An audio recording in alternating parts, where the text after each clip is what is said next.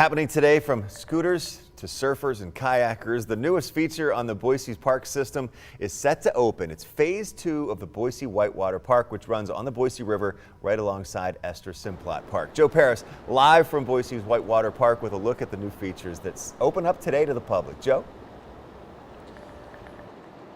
Doug, well, the big hallmark of this big project, phase 2 of the Whitewater Park, is this mechanical wave that is behind me. Now, right now, it's not activated. We're waiting till later, but this is going to be a hot spot here, not only during the summer, but all year round. And this is actually just downstream from the original mechanical wave, which was put here in 2012. And I spoke with surfers and kayakers yesterday ahead of the launch here today. They say they cannot wait to jump in the Boise River.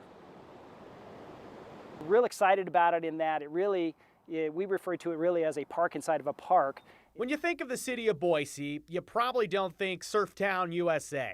But for some, surfing the Boise River is what helps define its uniqueness. Oh, I think it's a wonderful resource for the city. It's like when people ask me about Boise, I tell them about the river wave and I tell them about Bogus Basin. Boise's Whitewater Park opened in 2012 to a great reception from surfers and kayakers. Now, 7 years later, the city is ready to unleash the next evolution. We're excited about phase 2 in that we tripled the size of what we did in phase 1. We have a mechanical wave similar to what we have in phase 1, but we also have 2 other waves that are made out of engineered bouldered material inside the river. Expectations for the new features are already high for river surfers who have become accustomed to catching a wave in the city of trees. I just hope it'll be a little taller and swifter, faster than this one. It's unreal. And you know, the great thing about this is that this is a public feature. You don't have to pay to use it. It's just there, and it's awesome. This $10 million project features 3 waves of varying difficulty.